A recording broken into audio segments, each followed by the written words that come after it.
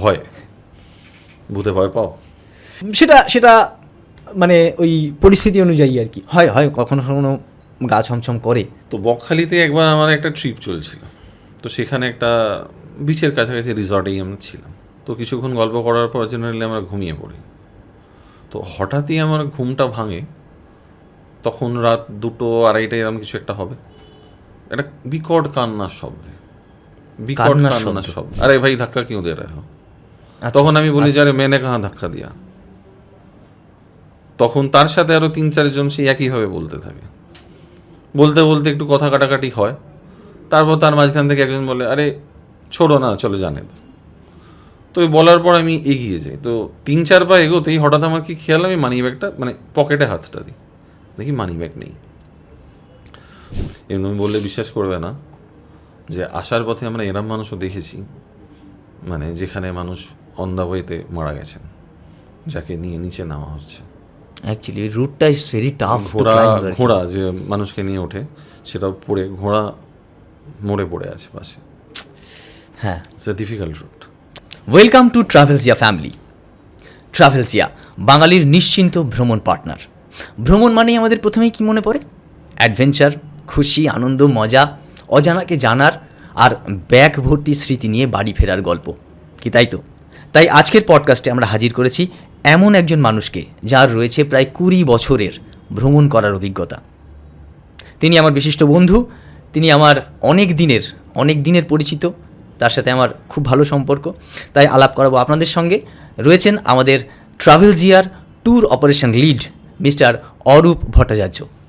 অরূপ দা, তোমাকে ওয়েলকাম আমাদের অনুষ্ঠানে, অনেক অনেক ওয়েলকাম। প্রথমেই বলো, অনেক দিন পর দেখা হলো, কেমন আছো? আমি খুব ভালো আছি, তুমি কেমন আছো? তোমাকে দেখে আরও মনটা ভালো হয়ে গেল, অনেকদিন বাদে তোমার সঙ্গে আড্ডা মারার সুযোগ পেয়েছি। জমিয়ে শুনবো তোমার ভ্রমণের গল্প, জমিয়েও শুনবো তোমার নানান রকমের অভিজ্ঞতা।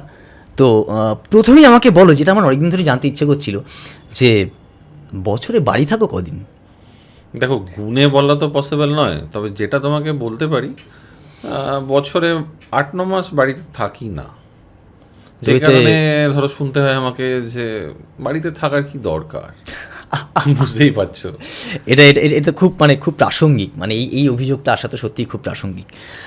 খুব ভালো কথা। তো আমাকে বলো যে লাস্ট কোথায় ঘুরে এলে? লাস্ট এই পুজোতে গেছিলাম সিকিম। আমাদের একটা গ্রুপ ট্রিপ ছিল, আমাদের ট্রাভেলজিয়ার গ্রুপ ট্রিপ ছিল। তো সেখানে আমরা তোমার একদম পঞ্চমীর দিন আমরা এখান থেকে বেরোই, আর একাদশীর দিন আমরা এখানে ফিরি। তো পুরো পুজোটাই এবার আমাদের বাইরে কেটেছে। আর এখানে ধরো আমরা গেছি অলমোস্ট 38 পিপল, 38 জন। তুমি কি মানে প্রত্যেক পুজোতেই বাইরে যাও নাকি? না, প্রত্যেক পুজোতে বাইরে যাই না, যেহেতু আমাদের ওখানে পুজো খুব ফেমাস, বড় হয়। আচ্ছা আচ্ছা। তো পুজোর সাথে যুক্ত যেহেতু, তো সবসময় যাই না। বাট পুজোটা তো একটা আমাদের ট্রাভেলের মানে সিজনও, সেই সময় মানুষজন ছুটি পান। তো ওই সময় যারা ট্রাভেল করেন, বেশিরভাগ মানুষই ট্রাভেল করেন, তো কোনো না কোনো সময় আমাকে যেতে হয়, বা বিফোর পূজা বা আফটার পূজা বা ইন বিটুইন পূজা, এগুলো চলতে থাকে। এটা খুব ভালো একটা পয়েন্ট বলেছে যে পুজো মানে কিন্তু একটা লম্বা ছুটি, এটা কিন্তু ট্রাভেল করার জন্য খুব আদর্শ একটা সময়। অনেকেই বলেন যে হয়তো কলকাতার পুজো মিস করা যাবে না, বা পুজোর সময় বাইরে যাব না, এটা অনেকে বলেন, এটা অনেকের মতামত। আবার অনেকে কিন্তু এই পুজোর ছুটিটাকে কাজে লাগিয়ে দেশ বিদেশে ঘুরতে যান, সেটাও কিন্তু একটা উপায় নেই। মানুষের ইচ্ছা থাকলেও উপায় নেই, বলে না যে আজকের যা ব্যস্ত জীবন, ছুটিটা কোথায় পাবে? এক্স্যাক্টলি। তো এবার আমাকে আরেকটা প্রশ্ন, যেটা আমাকে অনেকদিন ধরেই তোমার কাছ থেকে জানতে ইচ্ছে করছিল, যে দীর্ঘ 20 বছরের অভিজ্ঞতা, তো এমন একটা ঘটনা যেটা তোমার মনে আছে, সেটা ভয়ের হতে পারে, সেটা বিপদের হতে পারে, বা সেটা কোনো ঝঞ্ঝাটের হতে পারে, এমন একটা অভিজ্ঞতা যেটা মনে আছে এখনও মাঝে মাঝে। দেখো, তুমি যে 3টে ঘটনার কথা বললে, ভয়, বিপদ, ঝঞ্ঝাট, হ্যাঁ, 3টে ডিফারেন্ট। কোনটা তুমি আগে শুনতে চাও বলো? আচ্ছা, প্রথমে ভয়টাই শুনি। ভয়, ভূতে ভয় পাও? সেটা সেটা মানে ওই পরিস্থিতি অনুযায়ী আর কি, হয় হয় কখনো কখনো গা ছমছম করে। তো এরকম বেশ কিছু ঘটনার সম্মুখীন আমি হয়েছি। কীরকম শুনি? ধরো যে কাছাকাছি জায়গা থেকে শুরু করছি। বকখালি গেছো কখনো? বকখালি বহুবার গেছি, হ্যাঁ। তো বকখালিতে একবার আমার একটা ট্রিপ চলছিল, তো সেখানে একটা বিচের কাছাকাছি রিসর্টেই আমরা ছিলাম। আচ্ছা।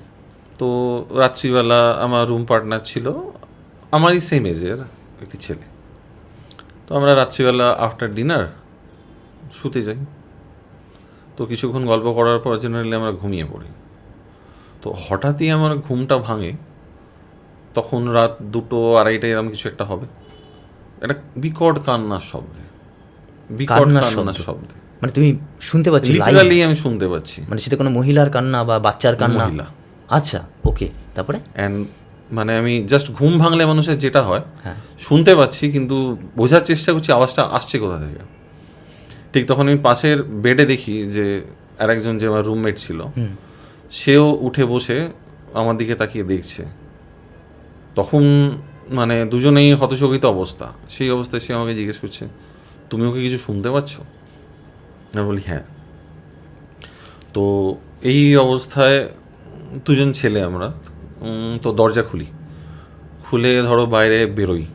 বাইরে একটা পিচ ডার্ক, কিছু দেখা যাচ্ছে না। তোমার যেখানে আমরা ছিলাম তার সোজা মানে তুমি যদি স্ট্রেট দেখো তাহলে তুমি দেখবে পুরো প্যারালালি বিচ, সমুদ্র, আচ্ছা, আর ঝাউবন, ওকে। পুরো অন্ধকার। তো আমরা যখন দরজা খুলে বেরোই তো সাডেনলি তোমার সাউন্ড আর টোটালি অফ, আমাদের অফ, মানে Just- লিটারালি বন্ধ। রীতিমতো গায়ে কাঁটা দিচ্ছে মানে। অ্যান্ড তখন একটা কথা আমরা রিলেট করি। বিকেলবেলা আমরা বেরিয়েছিলাম, মানে ওখান থেকে ভ্যানে করে দেখবে হেনরি আইল্যান্ডের দিকে যাওয়া যায়। হ্যাঁ হ্যাঁ, বিখ্যাত জায়গা। তো ফেরার সময় আমার সন্ধে হয়ে গেছিলো। তো যিনি ভ্যান চালাচ্ছিলেন তিনি আমাদের এটুকু বলেছিলেন যে বাবু আপনারা যদি ওই দিকে যান বিচের দিকে, তো ঝাউবনটার দিকে যাবেন না। কেন, কি হয়? না এখানে একটু ভূত প্রেতের উপদ্রব আছে। তো আমরা মুচকি হেসে চলে আসি আমাদের রিসর্টে। তো মানে ভাবতেও পারিনি যে এই ধরনের এক্সপিরিয়েন্স হতে চলেছে। দ্যাট ওয়াজ সাম এক্সপিরিয়েন্স, যেটা আজও কোনো জায়গায় বা কখনো ঘুমের মধ্যে হয়তো মানুষ ভয় পায় কখনো, মানে এটা একটা আমরা রিকল করতে পারি। ঘুমোতে ঘুমোতে মনে পড়লে চমকে ওঠো আর কি। চমকে উঠি সেটা নয়, বাট মানে ইটস ইনসাইড, মানে যেটা আমরা শুনেছি। সাংঘাতিক। And feelings cannot be described in words, তুমি জানো তো। মানে এই একদম, ফিলটা আমি তোমাকে feel-টা- ফিল করাতে পারবো না। একদমই। But I যাকে আমি felt সেই that. হোটেলের নাম তোমাকে জিজ্ঞেস করবো না, না, সেটা আমি মানে বলতামও না। সেটা দরকারও নেই। বেশ খুব ভালো কথা। এবার আমাকে যদি একটু বলো যে এরকম কোনো ঝঞ্ঝাটে পড়েছিল, এরকম কোনো ঘটনা? ঝঞ্ঝাট বলতে such, ওই তুমি আমাকে ঘটনা তো বলেছিলে না। একটা চুরি হয়েছিল কোথাও, একটা তোমার ওয়ালেট চুরি হয়েছিল, এরকম কিছু একটা ঘটনা হ্যাঁ, আমাকে বলেছিলে। সেটা হচ্ছে একটা আমাদের 23 দিনের ট্রিপ ছিল, and that was the first day. কোথায়? দিল্লি। দিল্লি, ওকে। দিল্লিতে আমরা পৌঁছোই তার আগের দিন রাত্রিবেলা। তো নেক্সট ডে সকালবেলা that was a group trip. তো কিছু ধরো কিচেন স্টাফ যারা রয়েছে তারা মার্কেটে গেছে। তো আমি লিটারালি সকালবেলা বেরিয়ে আমি একটু বাজার দোকানটা দেখি কিরম কি ঘুরতে গিয়ে। এবার গিয়ে দেখি গরম গরম সিঙ্গাড়া জিলিপি ভাজা হচ্ছে। বাহ। এবার লিটারালি খাদ্যরসিক বাঙালি, তা আমি মানে সিঙ্গাড়া জিলিপি দূরেই কিনি। অ্যান্ড আমার মনে আছে আমি পড়েছিলাম ধরো যে একটা 6 পকেট একটা প্যান্ট, তো আমার এখানে মানি ব্যাগটা ছিল ধরো। ওকে ওকে। এবার কিনে আমি মনের আনন্দে আগে সিঙ্গাড়াটা খেয়ে তারপর ধরো জিলিপি খাবো। খেতে খেতে আসছি, বাট আমি যখন বেরোচ্ছি, বেরোনোর মুখে দেখি মানে একটা জটলা।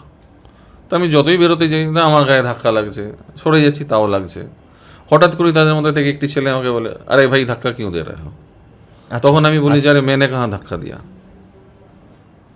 তখন তার সাথে আরও 3-4 জন সেই একইভাবে বলতে থাকে। বলতে বলতে একটু কথা কাটাকাটি হয়। তারপর তার মাঝখান থেকে একজন বলে, আরে ছোড়ো না, চলে জানে। তো ওই বলার পর আমি এগিয়ে যাই। তো 3-4 পা এগোতেই হঠাৎ আমার কি খেয়াল, আমি মানি ব্যাগটা মানে পকেটে হাতটা দিই, দেখি মানি ব্যাগ নেই। তো দেন অ্যান্ড দেয়ার আমি বুঝতে পারি। তো আমি সঙ্গে সঙ্গে জাস্ট টার্ন করে চেঁচাই, আরে মেরা পার্স মার দিয়া। তো ওরাও বুঝতে পারে যে আমি এত তাড়াতাড়ি বুঝতে পারবো। তো ওরা দে স্টার্টেড রানিং, অ্যান্ড আমি তোমার তাদের পেছনে দৌড়তে চালু করি। এবার বাজারের ভেতর দিয়ে গলি ঘুচি রাস্তা, তারা দৌড়চ্ছে, আমি পেছন পেছন দৌড়চ্ছি। এরকম 5-7 মিনিট দৌড়ানোর পর ধরো তারপর আমি আর কিছু খুঁজে পাচ্ছি না। তো এই লিটারালি কত দূর পৌঁছেছি সেটাও বুঝতে পারছি না। তারপর মানে আর তো দেখতে পাচ্ছি না, এবার কি করব? মানে আমি নিজেই, লোকে দেখেছিলাম দৌড়ে দৌড়ে গেছি, আসছি। একজন জিজ্ঞেস করলো যে কি, তখন তাকে বলছি এরকম ব্যাপার। বলতে বললাম এখানে পুলিশ স্টেশন কোথায়, আমাকে বললাম আমি পুলিশ স্টেশনে যাবো। কজ আমার মানি ব্যাগে টাকা ছাড়াও তোমার driving licence, natural. ATM card, সমস্ত কার্ডস রয়েছে। অ্যান্ড যে সময়ের কথা তোমাকে আমি বলছি তখন এই গুগল পে, ফোনপে বা আরও সব পেমেন্টের গেটওয়েগুলো ছিল না। একদমই, এখন পুরোটাই ক্যাশ ক্যাশ বা তুমি অ্যাকাউন্ট থেকে টাকা তুলছো, খরচা করছো। গ্রুপ নিয়ে গেছো, তাদের এত এক্সপেন্সেস রয়েছে, মানি ইন মাই অ্যাকাউন্ট, যেখান থেকে আমি তুলবো, খরচা করবো, কিছু ক্যাশ আমার কাছে রয়েছে। হ্যাঁ, তো সামহাও মানে বলে যখন আমি ব্যাক করছি, তো যে পুলিশ স্টেশনে যাব আমি এত দূর এইদিকেই এসছে ওরা, মানে হিন্দিতেই বলছিলাম, ধরো যে যে জিজ্ঞেস করছিল। তো হঠাৎ করে ব্যাক করে আসছি, আমি পেছন থেকে শুনতে পাই যে ভাইয়া রুকো রুকো রুকো, আপকা পার্স মিল গয়া, আপকা পার্স মিল গয়া। আচ্ছা, মানে আমি সঙ্গে সঙ্গে একটু ঘুরে দেখি যে একটা ছেলে, জিন্সের প্যান্ট, কত বয়স হবে, 16-17 হয়তো হার্ডলি হবে, আচ্ছা, আর একটা স্যান্ডো গেঞ্জি পরে দৌড়ে আসছে। আর আমি তার হাতে আমার মানি ব্যাগটা দেখতে পাচ্ছি। ওকে, আর ওই সময় 500 টাকার নোটগুলো একটু বড় হতো, আমাদের মানি ব্যাগের উপর দিকে একটু উঠে থাকতো, পুরোনো 500 টাকার নোটগুলো। হ্যাঁ। হ্যাঁ, হ্যাঁ, হ্যাঁ। তো সেটা বেশ কিছু আমার কাছে 12-13 হাজার টাকা একটা ছিল মানি ব্যাগে। তো এবার সে যখন আসার পর দেখতে পাচ্ছি যে মানি ব্যাগটা নিয়ে গিয়েছে, তার মধ্যে টাকাগুলো রয়েছে একটু মোটা হয়ে আছে। ওকে, এসে আমার হাতে মানি ব্যাগটা দেয়, কি বলে যে টাকা সমেত মানি ব্যাগ দিয়ে টাকা গেছে? समेत मनी बैग। আচ্ছা, बोलছে যে भैया आप तो उन लोगों के नज़दीक पहुंच गए थे, হ্যাঁ, तो वो लोग पर्स फेंक के चला गया, আচ্ছা, तो हम उठा के लाए, आपको दे रहे हैं। তো আমি তো নিজেই অবাক যে সদ্য পিক পকেট হয়ে যায়, তারপর আমি মানি একটা ফেরত পাচ্ছি উইথ মানি। উইথ মানি। এবার আমি নেওয়ার পর তারা বলে যে আমি ভাইয়া এনে দিলাম, যে আমাকে কিছু একটু মানে ইটস কাইন্ড অফ খুশি হয়ে কিছু দাও। তা আমি 500 টাকা বার করে দিয়ে দিই। আচ্ছা, দিয়ে এবার তারা চলে যায় নিয়ে। আমি ঘুরে ফিরবো, যে রাস্তা দিয়ে এসেছি খুঁজে, মানে কিছুটা তো যেতে হয় আমাকে, আমি তো অনেকটা দূর চলে এসেছিলাম। তো আসছি, আই ওয়াজ মানে তখন একটা কি বলবো, যে একটা অদ্ভুত সিচুয়েশনের মধ্যে।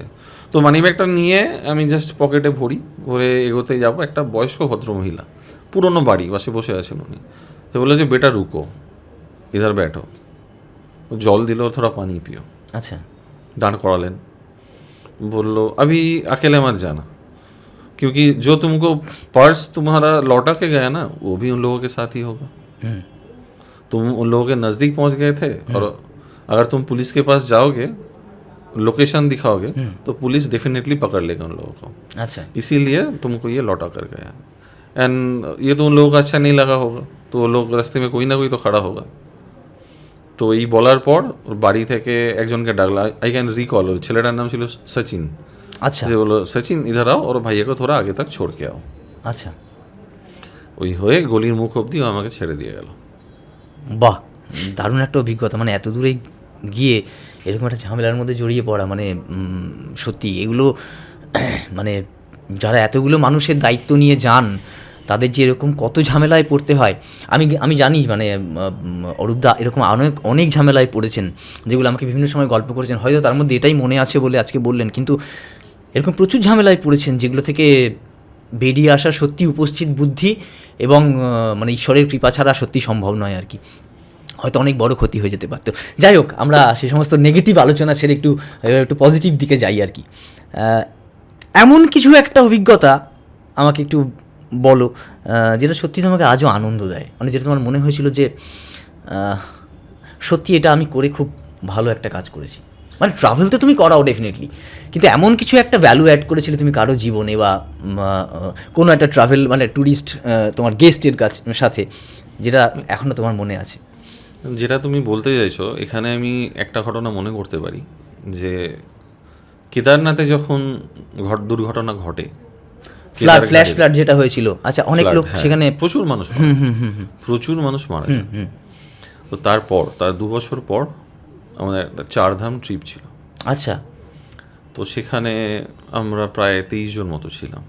আচ্ছা, তো ওখানে একজন ভদ্রমহিলা ছিলেন, বয়স্ক, ওনার শ্যামনগরে বাড়ি। তো উনি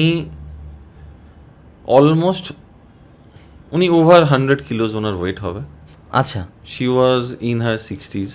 আচ্ছা, তো ওনার সাথে ওনার এক মেয়ে ছিলেন, যিনি একটু কি বলবো, কাইন্ড অফ স্পেশাল চাইল্ড আর কি। ওকে, ওকে। তো ওনাদের ইচ্ছা ছিল যে কেদারনাথ ওনারা দর্শন করবেন। আচ্ছা, এবার যারা যান কেদারে যাওয়ার অনেকগুলো অপশানস রয়েছে। এক তো প্রথম হেঁটে ওঠা যায়, দ্বিতীয় ধরো মানে ঘোড়াতে করে ওঠা যায়, তৃতীয় হেলিকপ্টার আছে, তার উপর পিচ্ছুও আছে। তো ওনাদেরকে আমি বলেছিলাম যে আপনারা পারবেন, ইটস ভেরি হার্শ ওয়েদার সেই সময়, প্রচণ্ড ঠান্ডা ওপরে, যেন আমরা যাব, যে বাবা আমি এই জন্যেই এসছি। তো উনি ঘোড়াতে উঠতে পারবেন না। আচ্ছা, যে সময় উনি পৌঁছেছেন বা যাব বলছেন সেই সময় হেলিকপ্টার টিকিট অ্যারেঞ্জ করা আর পসিবল নয় ওয়েদারের কারণে। হ্যাঁ। আচ্ছা, তো ওনাকে পিঠু করে দেয়া হয়, খুব কষ্টকর যারা নিয়ে যান, বাট পিঠু করে উনি উঠতে থাকেন। আচ্ছা, আর আমি হেঁটে উঠি। আরও অনেক গেস্ট ছিলেন যারা কেউ হেঁটে যান, কেউ হেলিকপ্টারে যান। ওনার যাওয়ার কথা ছিল না, বাট উনি ওখানে হেলিকপ্টারে তো কেউ যেতে পারেনি, কারণ তুমি না, কেউ না, উনি পারেন, বিকজ ওনার যাওয়ারই ছিল, বিকজ ওনার টিকিটটাই করা ছিল না। উনি Okay, বলেছিলেন okay, আমি উঠতে আচ্ছা, পারবো না। এবার ওখানে গিয়ে ওনার সামহ ফিল হয়েছে যে না, আমি হয়তো এই জীবদ্দশায় আর তো কখনো আসতে পারবো না, হ্যাঁ, দর্শন করতে। যা হবে হোক, আমি যাই। তো ওনাকে আমরা নিয়ে যেতাম না, হাই অল্টিটিউড একটা মানে এত ওয়েট, তাও উনি যাবেন। ঠিক আছে, কোনো কোনো জায়গায় হার মানতে হয় একদম, মানে মেডিকেল রিস্ক তো থেকেই যাই। ডেফিনেটলি। তো আমরা ওঠা চালু করি সকাল 11টা থেকে ওঠা চালু করি। ধরো গৌরীকুণ্ড থেকে এরকম যে টাইম বলছি 11টায়। এবার এই ঘটনার যে দুর্ঘটনা ঘটেছিল কেদারে, তারপর রাস্তাটাও বেড়ে গেছে। ওকে, আগে 16 কিলোমিটার্স মতো হাঁটতে হতো, সেটা অলমোস্ট 22 কিলোমিটার্স মতো হয়েছে। আগে নদীর লেফট সাইড দিয়ে রাস্তা ছিল, তারপর হয়েছে রাইট সাইড দিয়ে। ওকে, তো যা হোক, হেঁটে উঠে আমরা ধরো 11টায় চালু করি করে, আমার মনে আছে আমি তখন পৌঁছচ্ছি 5:40, 5:45। ভোরবেলা না, সন্ধেবেলা। সন্ধ্যেবেলা। আচ্ছা, ওকে ওকে তো তখন মন্দিরে আরতি হচ্ছে, ওকে। সেই সময় আমরা পৌঁছই। এবার পৌঁছে আমি জানি না যে ওনারা কতদূর ওনাকে নিয়ে উঠতে পারবেন, ওনারা কীভাবে পৌঁছবেন, বিকজ একসাথে এক তালে তো হাঁটা যায় না। তো এবার উঠে আমরা ওখানে যে ধরো বেশিরভাগ মানে আগে যে থাকার জায়গাগুলো ছিল সেগুলো বেশিরভাগ ভেঙে গেছিলো। আচ্ছা, ওই ঘটনার পর সেগুলো তখনও রিবিল্ড হয়নি। কিছু গভর্নমেন্টের গেস্ট হাউস রয়েছে, আর বেশিরভাগই হচ্ছে টেন্ট। তো এইরকমই যে কিছু বাড়ি ছিল বা কাইন্ড অফ হোটেল যেগুলোকে বলতে পারো ছোটোর ওপর, ওইরকমই জায়গায় আমরা রুম নিয়ে লাগেজ তো বিশেষ কিছু নিয়ে ওঠা যায় না, ধরো একটা পিঠে ছোট ব্যাগ, তার মধ্যে কিছু দরকারি জিনিসপত্র রাখতে হয়, রেখে আবার বেরোই। তো বেরিয়ে আমরা যখন মন্দিরের সামনে, হঠাৎ অ্যানাউন্সমেন্ট শুনি যে মানে পুলিশের ওখান থেকে অ্যানাউন্সমেন্ট হচ্ছে যে আমার নাম ধরে ডাকছেন, যে আমার ডাক নাম পাপাই বলছিলেন, যে ডেকে তুমি কোথায় আছো, আমরা এখানে আছি, যদি আমাদেরকে শুনতে পাও তাহলে আমাকে একটু নিয়ে যাও। তো শুনতে পেয়ে তড়িঘড়ি ওখানে যে যোগাযোগের জায়গাটা সেখানে গিয়ে দেখি এসছেন। আচ্ছা, তো তা ওনার চোখে জল যে উনি দূর পৌঁছেছেন। সঙ্গে সঙ্গে ওনাকে নিয়ে যে জায়গায় আমি স্টে করছিলাম সেখানে গিয়ে ওনাকে রাখি।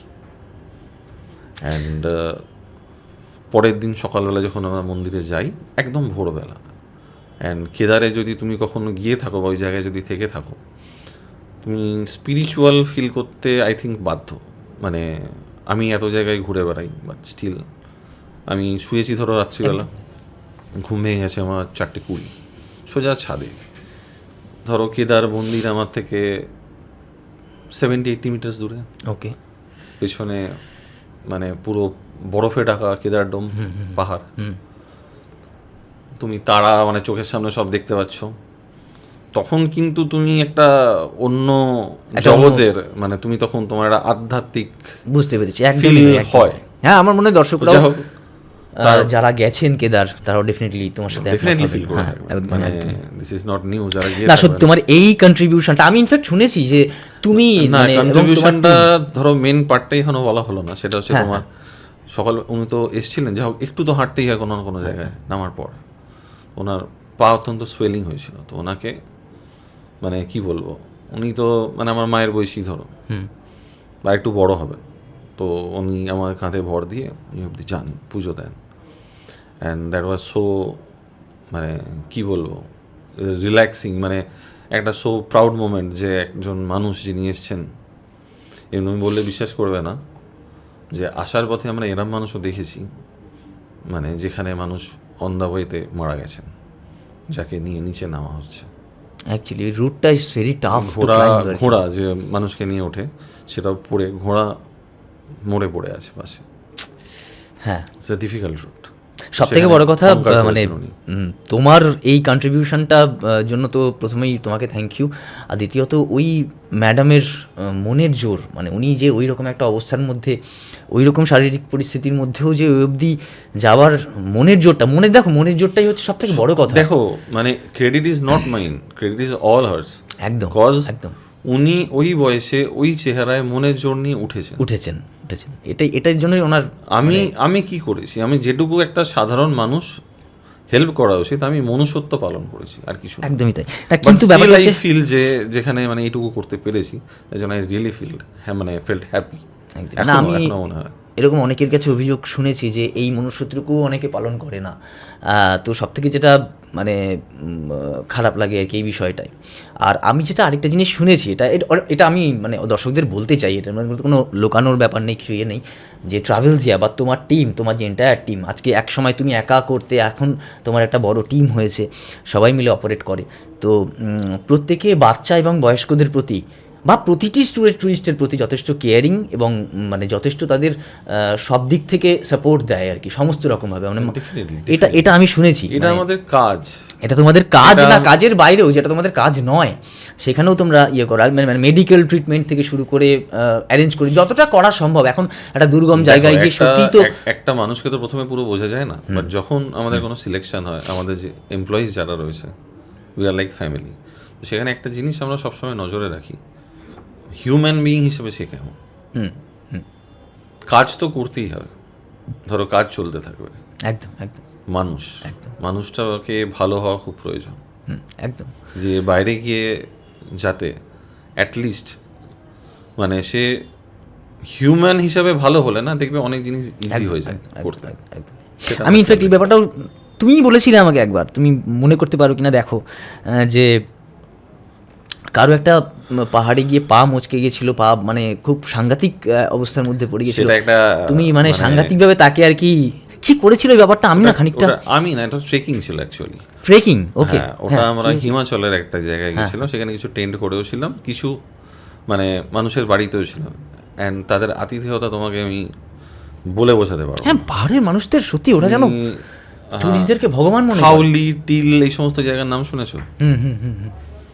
তো আমরা প্রথমে যাই হচ্ছে খাউলি বলে একটা জায়গায়, অ্যান্ড ওখানে 2 নাইট স্টে করি। ওখান থেকে আমরা তারপর ট্রেক চালু করি হচ্ছে টিলের উদ্দেশ্যে। ধরো আমরা খাউলি থেকে টিল, ওটা আমরা ট্রেক করে উঠেছিলাম, খুব বেশিক্ষণের নয়, 3.5-4 ঘন্টা আই থিঙ্ক। তো এই যাওয়ার সময় আমাদের সাথে যারা ছিল তার মধ্যে একজনের না তোমার পাটা মুচকে যায়। ইট ওয়াজ ভেরি ডিফিকাল্ট। ট্রেকিংয়ের সময় তোমার পাই মুচকে তুমি যাবে কী করে? তো আমরা যখন গিয়ে পৌঁছই তখন তোমার মোটামুটি দুপুর 2:30-3টে। তো যিনি ছিলেন ওখানকার আমাদের পোর্টার, তারই বাড়ির পাশে একটা বাড়িতে আমরা ছিলাম। তো ওখানে যিনি বয়স্ক ভদ্রমহিলা, ওনাকে বলার পর তিনি ফার্স্ট গরম জল করে নিয়ে আসেন, বসতে বলেন, তার পাটা হাতে নিয়ে গরম জল দিয়ে সেঁক দিয়ে ব্যান্ডেজ করে দেন। আমরা কী করছেন, পায়ে হাত দিচ্ছেন কেন? মানে যার হয়েছে সেও বলছে, আমরা বলছি যে রুকো আপ লোক, जो हुआ है हम देखते हैं। তারপর ওর ব্যথাটা বাড়তে থাকে। তো তখন তো ওখানে ডাক্তারের সেরকম স্কোপ নেই। তো বললাম আমরা ডাকছি, একজন আছেন যারা এরকম ভেঙে গেলে বা কিছু হলে ট্রিটমেন্ট করেন। তো ঘন্টাখানেক পরে একজন, ধরো হাজব্যান্ড ওয়াইফ, ভদ্রলোকের বয়স হবে অলমোস্ট 80, আর ওনার wife maybe she was in her 70s। Okay, আসেন, দেখেন যে এটা একটা মোচ রয়েছে, লাইট ফ্র্যাকচার আছে। টিলে আমাদের 2 নাইট স্টে ছিল। তো জড়িবুটি, কাঠ এসব দিয়ে ব্যান্ডেজ আমরা শুনেছি, প্রথম নিজের চোখে দেখি। আর কিছু ওনাদের বানানো মলম জাতীয়, মানে ঔষধি টাইপের দিয়ে ওনারা ওটাকে কভার করে। আচ্ছা, এটাই বলেছিল যে দেখো তোমার এত তাড়াতাড়ি তো এটা মানে ঠিক হয়ে যাবে না, but you will feel relief, ব্যথাটা কম হবে। কম হবে। তো ওই দিনটা, পরের দিনটা রেস্ট নেওয়ার পর তারপরের দিন ওই অবস্থাতেই হেঁটে চলে গাড়িতে ওঠা। কজ নামাটা ওখানে আমরা গাড়ি রাখতে হয়েছিল, কজ গাড়ি ছাড়া নামতে পারতো না। বাট লিটারালি তারপরে যে যে জায়গাগুলো ছিল সেগুলো কিন্তু সে টুকটুক করে হেঁটে হেঁটে হেঁটে করেছিল। অসাধারণ অভিজ্ঞতা, মানে এত বছরের দীর্ঘ সময় ধরে তুমি যে কাজ করছো তাতে করে বিভিন্ন রকম অভিজ্ঞতা উঠে আসছে আর কি, মানে কোথাও ইমোশনাল, কোনোটা থ্রিলিং, কোনোটা হরর, কোনোটা সাসপেন্স, নানান রকম আর কি। খুব ভালো। তো এরকম আর কিছু আছে কি, মানে দেখো অভিজ্ঞতা তো প্রচুর, মানে ঘটনাও প্রচুর। তার মধ্যে বাছাই করে একটু সেরা এগুলো তুলে আনো না আজকের জন্য, অডিয়েন্সের জন্য আমাদের। সেরা মানে এরকম প্রচুর ঘটনা আছে। তাও এতক্ষণ তোমাকে যে ঘটনাগুলো বললাম, একটা তো হন্টেড এক্সপিরিয়েন্স বললাম, রিসেন্টলি একটা পাহাড়ের ঘটনা বললাম, তাহলে একটা সামুদ্রিক জায়গাতেই যাই। হ্যাঁ হ্যাঁ হ্যাঁ, ওয়েল, ভেরি নাইস। এটা সাল আই থিঙ্ক 2019, 19। আন্দামান। আন্দামান, ওকে, হ্যাঁ। তো আন্দামানে শুনে থাকবে যে পোর্ট ব্লেয়ার থেকে রস আইল্যান্ড, নর্থ বে আইল্যান্ড, এগুলো ট্রিপ হয়। যে তোমার ওখানকার বোটগুলোতে হয়, সেগুলো খুব অ্যাজ সাচ খুব বড়ও নয়, ছোটও নয়, বাস মোটামুটি ভালো ঢেউ থাকে। অ্যান্ড পোর্ট ব্লেয়ার থেকে আমরা রস আইল্যান্ড গেছি, সুন্দর ঘুরেছি।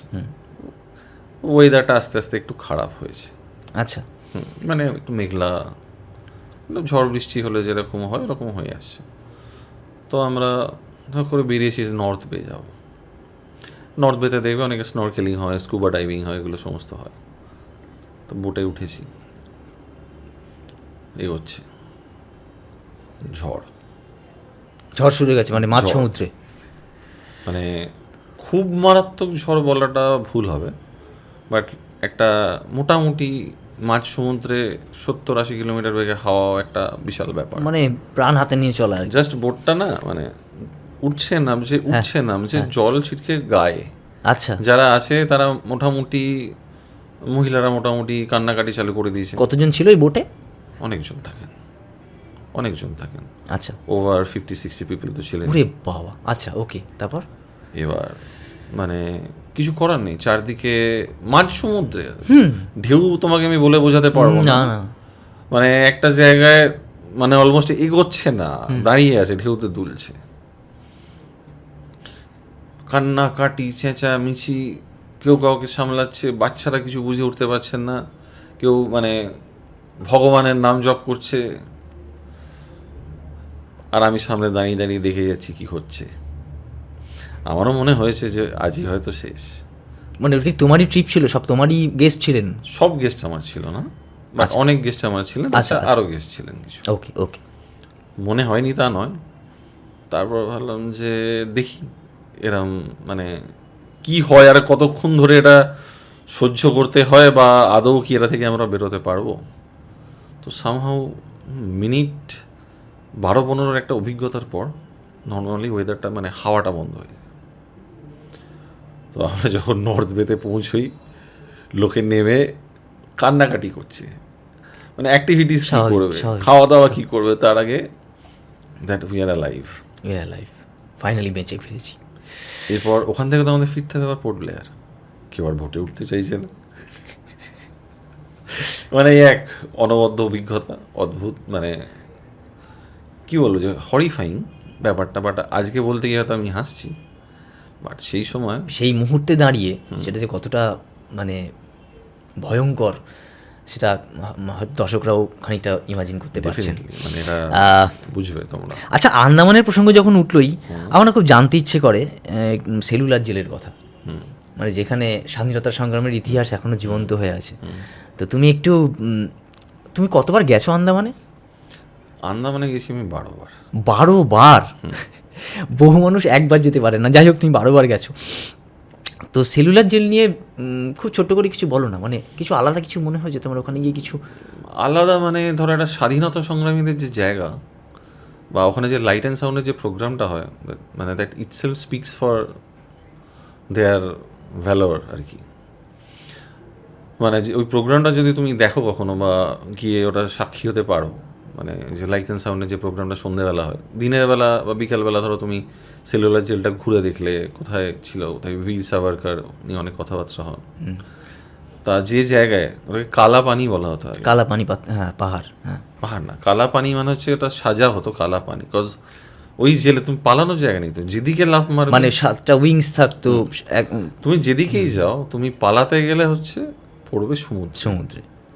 তো সেই জায়গায় যে আমাদের বীর স্বাধীনতা সংগ্রামী যারা ছিলেন তাদের ঘটনাগুলো যখন উপস্থাপিত হয় light and sound, it's a mesmerising experience. And তোমার আমি বলতে পারি মানে গুজবাম্পস তুমি মানে হবে যখন শুনবে, দারুণ, অসাধারণ অসাধারণ। মানে তুমি একটু আগে বললে যে ওই কেদারনাথে গিয়ে যে তোমার স্পিরিচুয়াল ফিলিংটা হয়েছিল, এইখানে যেন তুমি সেই প্যাট্রিয়টিক ফিলিংটা হয়, মানে কতটা কষ্ট করেছিল তারা আমাদের স্বাধীনতা নিয়ে আসার জন্য। এরম হ্যাঁ, এরম অনেক জায়গায় আজ তুমি যদি জালিয়ানওয়ালাবাগ যাও সেখানেও গুলি চিহ্নগুলো এখনও অক্ষত আচ্ছা আছে। তো ডেফিনেটলি মানে একটা ন্যাশনালিজম, একটা প্যাট্রিয়টিজম, এগুলো তো মনের মধ্যে চলেই আসে। ঠিকই। যাই হোক, আলোচনাটা একটু ভারী হয়ে যাচ্ছে, একটু হালকা করি। আমার আমার না একটা জিনিস খুব জানতে ইচ্ছে করে, এই যে বলে ট্রাভেল করতে যাচ্ছি, কেউ বলছে ট্যুর করতে যাচ্ছি। এই ট্রাভেল আর ট্যুর তো আমরা ভাবি প্রায় একই রকম একটা জিনিস, মানে এর মধ্যে কি মানে স্লাইড ডিফারেন্সটা কোথায়? দেখো মানে it's not about travel and tour, it's about traveller and tourist. Okay. ট্যুরিস্টদের ক্ষেত্রে ব্যাপারটা হচ্ছে পুরোটাই মোটামুটি গোছানো, সবই স্ট্রাকচার্ড, মানে পর পর পর পর হতে থাকছে, অ্যান্ড এটা কাইন্ড অফ একটা লেজার ট্রিপ হয়। আর ট্রাভেলার্স যারা, তারা বেশি এক্সপ্লোর করতে চান, তাদের জার্নিটা is more important than the destination. Fooding is not that important, যা খাওয়া দাওয়া হলো খেলাম, বাট আমার মানে লোকেশানটা যেখানে আমি যাচ্ছি সেই প্লেসগুলো আমি কভার করতে পারছি কি না। অ্যান্ড ট্যুরিস্টদের ক্ষেত্রে যেটা হয়, ধরো যে গেলাম একটা লোকেশানে, স্টে করলাম, সেখানকার কিছু দেখলাম, ভালো খাওয়া দাওয়া হলো, আমোদ প্রমোদ হলো, লেজার মানে যেটাকে বলি আমরা আরামদায়ক একটা। অ্যান্ড ট্রাভেলের ক্ষেত্রে কেউ তো এই যারা ট্রেক করে, দে আর ট্রাভেলার্স। মানে তারা পুরো সময়টাই ট্রাভেলিংয়ের জন্যই দেয়, তারা আরাম কম করে, তারা পরিশ্রম বেশি করে, যাতে বেশি জায়গা এক্সপ্লোর বেসিক ডিফারেন্স তোমাকে আমি বোঝাতে হয়। আমি দার্জিলিং যাচ্ছি, গিয়ে আমি দার্জিলিং মলের ধারে, মানে মল রোডের পাশে কোনো হোটেলে রয়েছি, আই এম রিল্যাক্সিং দেয়ার, কেভেন্টার্সে যাচ্ছি খাচ্ছি, গ্লেনারিজে যাচ্ছি খাচ্ছি, মানে আরামে স্টে করছি, একদম ট্যুরিস্ট আমি, একদম প্রপার। এবার দার্জিলিং গিয়ে যেখানে লোকজন খুব একটা যায় না, আমি এসব খোঁজ খবর নিয়ে, বাইক হোক বা অনেকে একসাথে গেলে গাড়ি হোক, এই জায়গাগুলো যাও বা হেঁটে যাও, এটার খোঁজ করছি। আমার ট্রাভেলার সত্তাটা যাচ্ছে একদমই। না খুব ভালো। আচ্ছা, আমার এবার আরেকটা প্রশ্ন করতে ইচ্ছে করছে, যে তুমি তো নিজেকে খুব সুন্দর করে মেনটেন করে রেখেছো, কোথায় আর বহুদিন থেকেই আমি দেখছি, তোমার হ্যান্ডসাম মানুষ একটা। তো আমার একটা প্রশ্ন আছে, আমি জানি অন ক্যামেরাই বলছি, ম্যাডাম রয়েছেন, আমি জানি ম্যাডাম দেখছেন এই এপিসোডটা, তো আচ্ছা কখনো কোনো ট্যুরিস্ট সুন্দরী মহিলা তোমায় প্রপোজ করেনি? বাড়ি ঢুকতে দেবে না দেখছি। না তা কিছু না, আমি ম্যারিড ম্যান, তুমি এইসব কোয়েশ্চেন না এইসব কিছু না, কিছু হবে না ম্যাডাম, কিছু ভাববেন না, এটা বলবে একটু অকপটে একটা স্বীকারোক্তি আজকে চাই অদূপদার কাছ থেকে, প্লিজ। না এরকম একটা হ্যান্ডসাম লোককে প্রপোজ করেনি, হতে পারে না, প্লিজ বলতেই হবে, আজকে স্বীকার করতে হবে। শোনো, নদী কি হয়, বয়ে যায়, আমি তো অলমোস্ট এত ভাবের কথা বলবে না, সত্যি করে বলো, সত্যি করে বলো, এত ভাবনার কথা পরে আসছি, সত্যি করে বলো। তাহলে একটা মজার কথা বলি, বলো। এরকম একটা আমাদের ট্রিপটা হচ্ছে south India trip. South India, okay. And ট্রিপটাতে আমি যাই দুদিন পর মানে আগে ট্রিপটা নিয়ে একজন গেছিল, ট্যুর অপারেটর ছিল, আমি যাই বিশেষ কিছু কারণ ছিল, যে কারণে আমি যাই, গিয়ে আমি জয়েন করি হচ্ছে চেন্নাইতে স্টার্ট করেছিল, তিরুপতি থেকে স্টার্ট ছিল, এবার আমি যাই হচ্ছে তোমার মাইসোর গিয়ে আমি জয়েন করি। এবার সেখানে মাইসোরে 2 নাইট স্টে ছিল, থাকি, যারা গিয়েছিলেন তাদের সাথে আলাপ পর্ব সারি, কথাবার্তা বলি। এবার কথাবার্তা বলার পর ন্যাচারালি নেক্সট ডে ওখান থেকে আমরা যাব মাইসোরটা ঘুরবো। দেখলাম গাড়িতে উঠেছি, জেনারেলি মানে I take the first seat, because অনেক জায়গায় আমাকে নামতে হয়, ড্রাইভারকে কোনো ইনস্ট্রাকশন দিতে হয়। ড্রাইভারের পাশের সিটটাতেই। হ্যাঁ, বসে এবার উঠে দেখি এক ভদ্রলোক আমাকে ডাকছেন, বয়স্ক ভদ্রলোক মোটামুটি, যে নাম ধরে বাবু বলে, যে অরূপ বাবু আপনি বসুন। তো বসছে, বলছে না এখানে না, আমি ওই তো আমার মেয়ের পাশে আপনার জায়গা রেখেছি। বলো কি? আমি বললাম যে না আপনি বসে, বললেন না না আপনার জন্যই রেখেছি, আপনার সাথে একটু কথা বলবো এই ট্রিপের ব্যাপারে, নানা কিছু জানবো। ঠিক আছে, বসলাম। তো উনি কিছু কথাবার্তা বললেন, বলে ঠিক আছে, বলে উনি বলে ঠিক আছে আমার মেয়ের সাথে একটু গল্প করুন। আমি কি গল্প করবো, আমি গেছি, নানান কাজ থাকে, হ্যাঁ যাচ্ছি হয়তো অন দ্য ওয়ে, ট্রাভেলের মধ্যে আছি, মানে কোথাও নামা বা কিছু, নানান কিছু মাথায় চলতে থাকে। তো এরকম কথাবার্তা বলে তো নেক্সট যে ডেস্টিনেশন যাওয়ার বা যেখানে আমার নেমে ওখানে আমাদের লাঞ্চ টাঞ্চ করার ছিল, করে টোরে যখন তারপরে উঠি, আমি সামনে ছিঁড়ে চলে যাই ওখানে পেছনে গেল।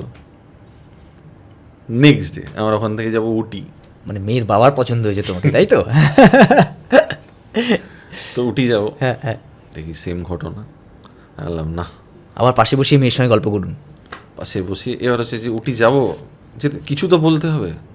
আচ্ছা শুনুন না, এই যে রাস্তাটা দিয়ে যাবো, এরা তোমার একটা কী বলে ওগুলোকে, আমরা ওই নীলগিরি হিলস, তো ওর মধ্যে দিয়ে যেতে হয়। ওখানে কিছুটা তোমার একটা স্যাংচুয়ারিও, যে আমাদের এখানে কিছু দেখা যাবে, এই সেই তো বলতে থাকেন, বলে টলে বসুন গল্প করো। তা আমি মোটামুটি বুঝে যাই যে আসল ব্যাপারটা কি। স্বাভাবিক।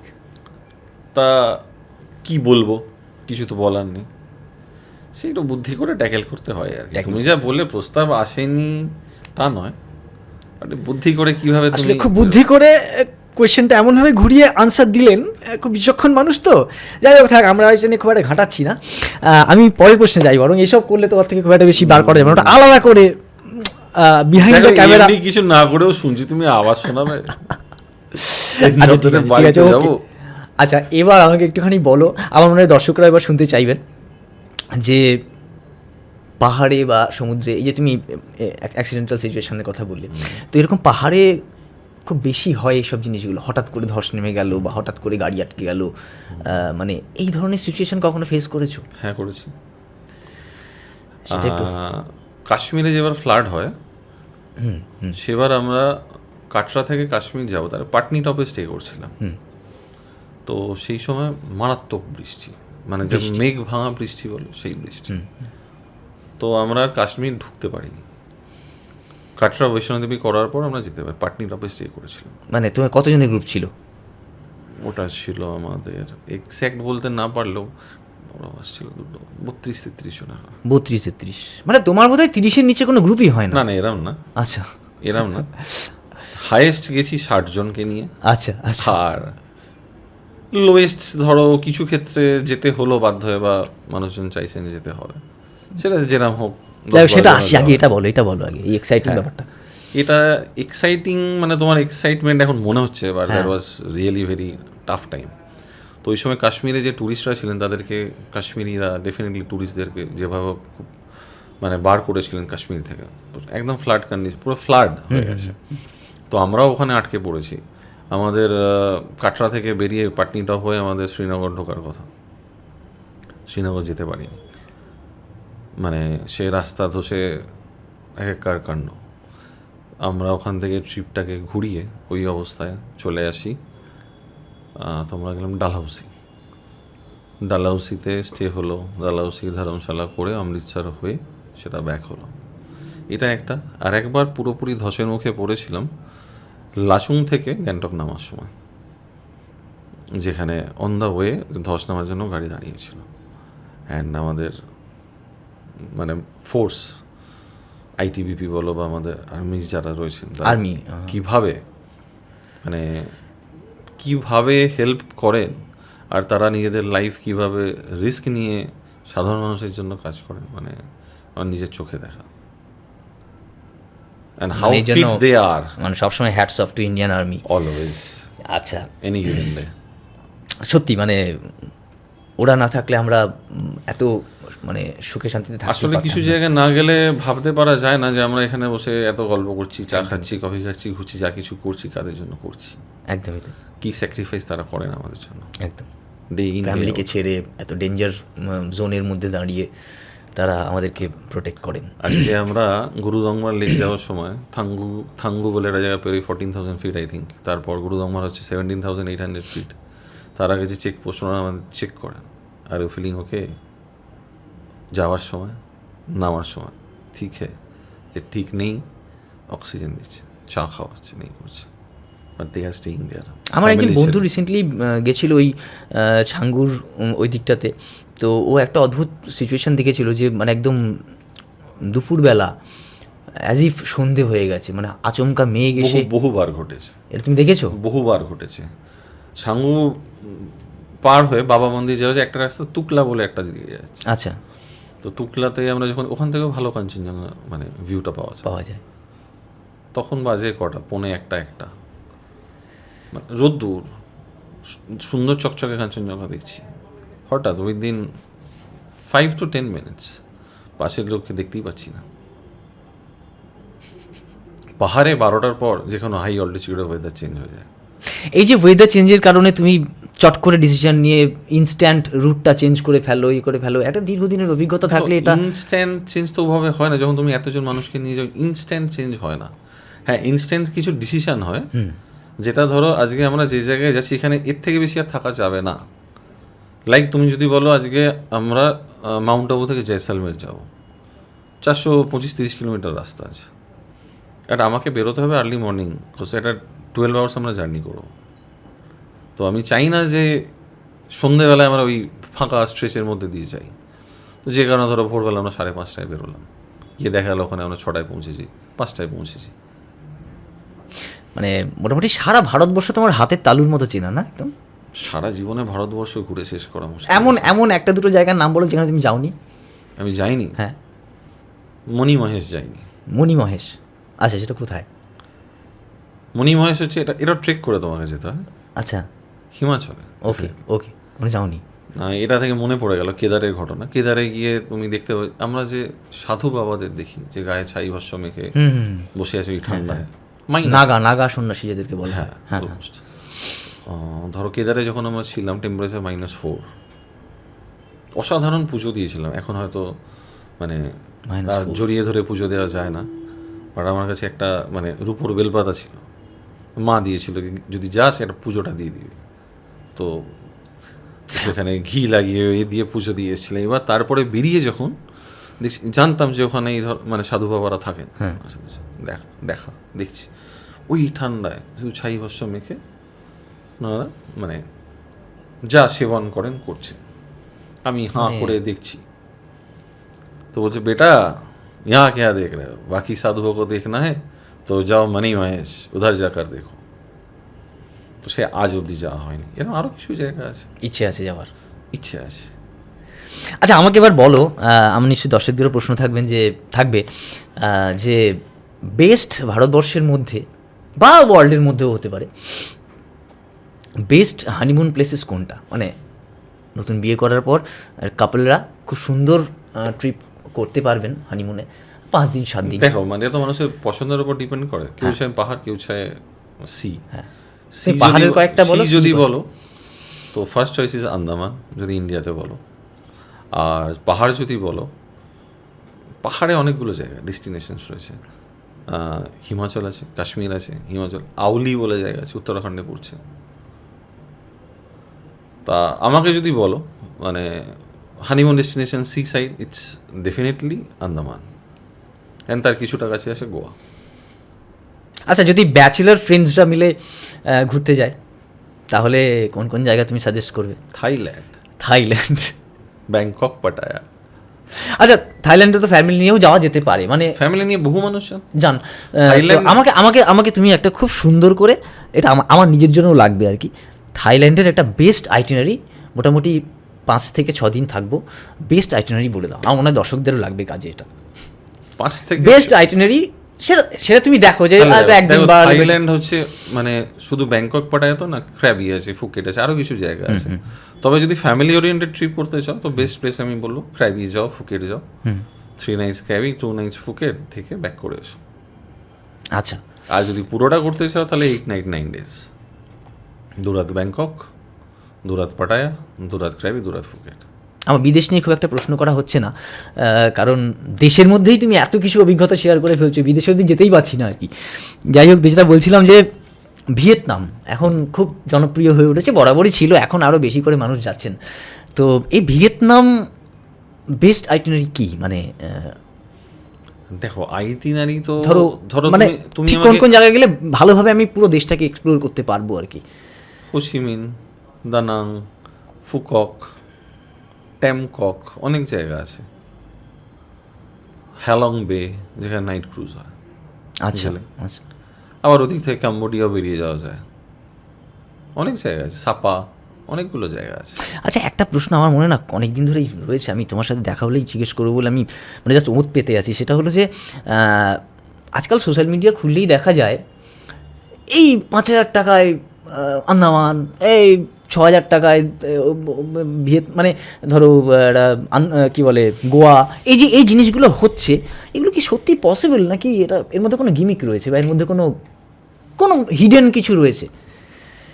মানে আমার খুব জানতে ইচ্ছে করে, আমি কারো সম্পর্কে দোষ দিচ্ছি না। ওগুলো দেখে তোমার লোভ লাগে তো, মানে মনে হয় যে কম খরচে ঘুরে আসি। আমি তো একটু অবাক তো বটেই, মানে হই আর কি, মানে মানে মনে হয় নিশ্চয়ই কমেও হয়। এত কম খরচ এখানে আমি এটুকু বলতে পারি, সস্তার 3 অবস্থা বোঝো তো? বোঝো তো? এটা একটা ধারণা আমার রয়েছে। হ্যাঁ, যাই দেখো আমি তোমাকে একটা সিম্পল উদাহরণ দিচ্ছি, সিম্পল। আজকে তুমি কাছাকাছি জায়গা বলো না, সিকিম গেছো, ফ্যামিলি নিয়ে গেছো, যে ধরো হাজব্যান্ড ওয়াইফ বাচ্চা, তোমারই ফ্যামিলির কথা আমি বলছি, 3 জন গেছো, 4 রাত্রি থাকবে, কথার কথা। তোমার আইডিয়া তুমি কীরকম রুম বুক করবে, কিরম প্রাইস হতে পারে? সিকিমে 1,000-1,500 টাকার নিচে তো ভালো কিছু একটা ফ্যামিলি নিয়ে থাকার মতো একটা ঠিকঠাক কিছু তো পাওয়া মুশকিল। 1,500-2,000 এখনকার টাইমে একটা মিনিমাম একটা জায়গা সেট করে, যে 1,000-1,500 টাকা কি 2,000 টাকা একটা রুম। আজকে 4 দিন যদি তুমি থাকো, তার মানে 2,000 টাকা রুম যদি ধরি, 8,000 টাকা চলে গেল। 8,000 টাকা চলে গেল। 3 জন যাচ্ছে, একটা গাড়ি, 5 দিনের গাড়ি, তার একটা কস্টিং গেল, প্লাস তোমাদের ফুডিং লজিং। এবার তুমি আমাকে বলো, একটা আইডিয়া করে তোমার 5 দিনের গাড়ি খরচা কত হতে পারে? 18,000, 20,000, 15,000 হবে তো? তো 8,000 আমি যদি মিনিমাম ধরি, 15,000 তুমি গাড়ি পেয়ে যাও, 15 আর 23, খাওয়া দাওয়ার জন্য 5টা দিন থাকবে, 3 জন, বাচ্চাটা ছোটো, ঠিক আছে, তো আরও তোমার 6-7 হাজার টাকা খরচা হবে কি না? তো তাহলে দাঁড়ালো কোথায়? 4 রাত 5 দিন সিকিম, 30,000 টাকা, 28,000 টাকা পসিবল। দাদা 17,000 টাকায় 3 জনের সিকিম। হ্যাঁ, এগুলো আসলে দেখছি, মানে তো তুমি যেভাবে ভাবছো সেটা নিশ্চয়ই পসিবল না। আর আমরা যে কাজটা করি আমাদের ট্রাভেল দিয়ে, বা যে কোনো ট্রাভেলের ক্ষেত্রে, যে কোনো ডেস্টিনেশনের ক্ষেত্রে, this is a service industry. সেটা আমি জানি, সেটা আলাদা করে বলতে হবে না, আমি নিজেই দর্শকদের বলতে পারি। সার্ভিসটা অলওয়েজ আমরা প্রাইম ফোকাসে রাখি একদম। অ্যান্ড যে জন্য আমরা এরকম অনেক কাজ ছেড়েও দিই, যেটা আমরা ওই লেভেলে নেমে করতে পারবো না গুরুগাধার মতো 4-5 জনকে একটা করে ঢুকিয়ে দিতে। ট্রাভেল যে একটা মিনিমাম বেঞ্চমার্ক মেনটেন করে সার্ভিসের ক্ষেত্রে, ডেফিনেটলি, এবং সেটাকে সবথেকে যেটা বড় কথা, ট্রাভেল যা প্রমিস করে সেই সার্ভিসটাই প্রোভাইড করে। যেটা আমি প্রমিস করবো সেটাতে যাতে আমি মানে স্টিক থাকতে পারি, তার জন্য তো যেটা প্রয়োজন কি, আমাকে গেস্ট আমাকে প্রোভাইড করছে মানি ইন লিউ অফ সার্ভিস। একদম। তো সেই সার্ভিসটাই যদি আমি ঠিক প্রোভাইড না করি, আমি কিসের কাজ করছি? অ্যান্ড যে অ্যামাউন্টে আমি কাজটা করতেই পারবো না, সেই সার্ভিস দিতেই পারবো না, সেই কাজটা আমি করবো না। একদম। যাই হোক, ফেস্টিভ সিজন আসছে, শীত আসছে, তোমাকে একটা কথা উত্তর দেওয়া হয়। ওকে, বলো। হানিমুন ডেস্টিনেশন অ্যাব্রডে যদি যেতে হয় একটু কম খরচার মধ্যে, তাহলে তুমি ফুকেট, ক্র্যাবি, বালি। আর একটু খরচাটা বাড়ালে তোমার এদিকে হচ্ছে মলডিভস। আর যদি তুমি একটু ইউরোপের দিকে যেতে চাও, সেক্ষেত্রে সুইজারল্যান্ড। ও তো স্বপ্ন, মানে সুইজারল্যান্ড তো স্বপ্ন। বলো। আমার আমার আমার যেটা আমরা প্রায় আমাদের হাতে সময় ফুরিয়ে এসেছে, আমরা আর শেষ একটা দুটো প্রশ্ন করব, সেটা হলো যে নেক্সট এই যে ফেস্টিভ সিজনটা রয়েছে, আসছে, এই ক্রিসমাস চলে আসছে, নিউ ইয়ার, ঘোরার সময় প্রচুর মানুষ বিভিন্ন জায়গায় ঘুরতে যাবেন, তো তোমার কি কি আপকামিং ট্রিপ রয়েছে? আপকামিং ট্রিপস বলতে নভেম্বর ডিসেম্বরটা আমি অলমোস্ট থাকছি না। আচ্ছা, নভেম্বরের শেষে বেরোচ্ছি অ্যাজ ইউজুয়াল বছরই থাকো না। তোমার ইয়েতে নর্থ বেঙ্গল 3-4 জন্য যাচ্ছি, ফিরছি জানুয়ারি এই ডিসেম্বর একদম শুরুতেই, 2 দিন থেকে বেরিয়ে যাচ্ছি ভুটান, ফিরে 4-5 দিন একটা এঙ্গেজমেন্ট আছে, এক ভাইয়ের বিয়ে আছে, আচ্ছা সেখানে থেকে 20 তারিখ বেরিয়ে যাচ্ছি তোমার গোয়া। আচ্ছা, আর তারপর জানুয়ারিতে রয়েছে দুবাই। দেন আমাদের শুধু তুমি তো না, মানে তোমার টিমের যারা ছেলেরা হ্যাঁ, রয়েছে, দেখো না, আমি যেটা বললাম, যেগুলো যাচ্ছি বললাম, দুবাই আমি যাচ্ছি না তো। অ্যারাউন্ড এই মুহূর্তে দাঁড়িয়ে কতগুলো করে ট্রিপ করো ইয়ারলি? সেটা গুনে বলতে পারবো না, অগুন্তি হয়ে গেছে না? অগুন্তি হয়ে গেছে, গোনা ছেড়ে দিয়েছে। মানে সত্যি একটা সময় একা করতে, এখন ব্যাপারটা এতটা এক্সপ্যান্ড করেছে, সেখানে এত মানুষের ইনভলভমেন্ট, মানে তোমার সত্যি মনে নেই যে বছরে কতগুলো ট্যুর হয়। মনে তো এত বড় জিনিসটাকে ম্যানেজ করো কি করে? আমি বলছি যে বিভিন্ন রকম ট্যুর চলছে, সেগুলোর প্রতিটা অপারেশন, দেখো, আমি অনেকে তো কাজ একা করছে। নই, আরো আমাদের যারা মানে এমপ্লয়িজ রয়েছে আমাদের, দে আর এফিশিয়েন্ট টু। না, কিন্তু একটা manage, it's a team, manage তো করতে হয়। তুমি তো অর্ধেক সময় এখানে থাকতেই পারো না, ও ফোন আছে, ফোনে হয় না সবটা। ডেফিনেটলি। আজকে ধরো যিনি দুবাই ট্রিপ করছেন, যিনি ইউরোপ ট্রিপ করছেন, তাদের যদি কোনো জায়গায় দরকার পড়ে, তারা আমাদের একটা গ্রুপ ক্রিয়েট করা থাকে যখন যাওয়া হয়, সেই গ্রুপে ধরো আমি আছি, যখন আমি এখানে প্রেজেন্ট নেই, আমাদের অফিসে অপারেশনসের কেউ রয়েছে, তাকে অ্যাড করলাম। আচ্ছা, কেউ যদি ধরো আমাকে এটা হয়তো ইয়ং যারা এখন পড়াশোনা শেষ করছে বা কলেজে পড়ে, আমি একদম শেষের দিকে চলে এসেছি, তারা যদি কেউ ট্যুর অপারেশনসে যেতে চায়, তার প্রপার ওয়েটা কি? মানে এটা যদি একটু বলো। কোনো ফর্মাল ওয়ে তো সে অর্থে নেই। দেখো, ফর্মাল হয়ে সেই অর্থে নেই, ইটস নট রকেট সায়েন্স। হ্যাঁ, তবে যারা মানে এই ট্যুরিজম নিয়ে একটু পড়াশোনা করে, তারা হয়তো কিছু টার্মের সাথে অবগত। কেউ হয়তো নানান যে ট্যুরিজম কোম্পানিজগুলো আছে, সেখানে হয়তো কিছু ইন্টার্নশিপ করে, তো কিছু অপারেশনসের ব্যাপার জানে, যে কীভাবে কী অপারেট হয় সেটা জানে। আর ডেস্টিনেশন লার্নিং একটা বড় ব্যাপার। আজকে তুমি আমাকে যে জায়গাগুলো জিজ্ঞেস করছো, আমি তোমাকে বলে যাচ্ছি জলের মতো, শুধু তো পড়ে হয় না। এবং কন্ট্যাক্টস বিল্ড আপটাও একটা বড় ব্যাপার। এখানে it's all about contacts, and সেই কন্ট্যাক্টসগুলো হতে হবে তোমার জেনুইন কন্ট্যাক্টস, একদম, নাহলে তুমি অথই জলে পড়বে। অথই জলে পড়বে একদম। কেননা এটা তো নয় যে তুমি কখনো কারোর দ্বারা প্রতারিত হওনি বা হবে না, সেটা কখনোই না। একদম। আমিও হয়েছি। তো বিভিন্ন জায়গায় তো অনেক নতুন নতুন বন্ধু তৈরি হয়েছে। এরকম কোনো মনে রাখার মতো বন্ধু আছে? যে হিমাচলে একটা বন্ধু আছে বা কাশ্মীরে একটা বন্ধু আছে? আছে। ফার্স্ট অফ অল রাজস্থানের কথা বলি। ওখানে যে হোটেলে আমরা থাকি উদয়পুরে, তো হোটেলের যিনি ওনার ছেলে অলমোস্ট আমার সেম এজে, একটু ছোট, দাদা বলে, তো খুব ভালো রিলেশন। মানে ওখানে গেলে ধরো, ও মায়ের হাতে বানানো মানে পরোটা পালক পনির, খুব দাদা আপ মেরে সাথে খাও, তো খুব ভালো রিলেশন। এমনি যোগাযোগ আছে, যাই না যাই, যখনই যাই কথাবার্তা হয়, দাদা পাও না, এখানে এলে দেখা হলো, কথা হলো। গোয়াতে আছে, প্রচুরবার গেছি সমস্ত জায়গা। তো অরূপদা, আমাদের সময় অলমোস্ট শেষ। আমরা আর অনেক কিছু জানার বাকি রয়ে গেল। সেই অর্থে তো বিদেশে আমরা যেতেই পারলাম না তোমার সাথে, বাকি রয়ে গেল, এবং সেগুলো নিয়ে আমরা তোমাকে প্রমিস করতে হবে, তুমি আরও একদিন, মানে ট্রাভেল যে যেরকম প্রমিস করে, সার্ভিস দেয়, ঠিক তোমাকেও প্রমিস করতে হবে যে তুমি আরও একবার আমাদের পডকাস্টে আসবে, এবং আমি বাকি প্রশ্নগুলো মন খুলে তোমাকে করব। এই কথাটা আজকে এখানে দিয়ে যেতে হবে অন ক্যামেরা। কথা দিয়ে যাচ্ছি, ডেফিনেটলি আসবো, বাট কবে আসবো, কোন সময় আসবো, সেটা একটুখানি আগে থেকে জেনে নিই। না, আমি তোমাকে ফেস্টিভ সিজনে ডাকবো না, কারণ এই সময় তুমি থাকবে, তোমার পাত্তা পাওয়া মুশকিল, আমি জানি।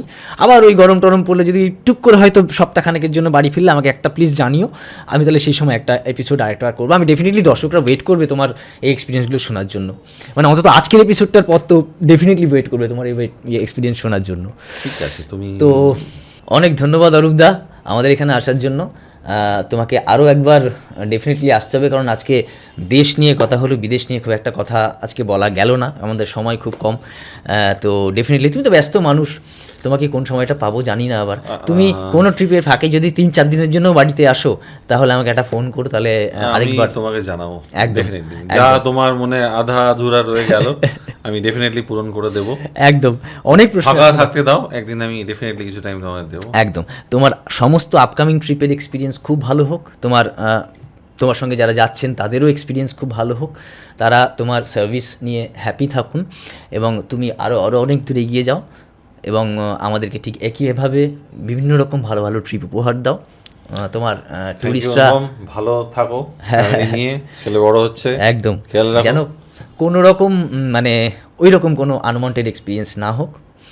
আর আপনারাও অপেক্ষায় থাকুন, আমরা অরূপদাকে ডেফিনেটলি আরও একবার এনে হাজির করব আপনাদের সামনে, আরও জানবো অনেক অনেক সাংঘাতিক অভিজ্ঞতার কথা, বিদেশের অভিজ্ঞতা, দেশের তো বটেই।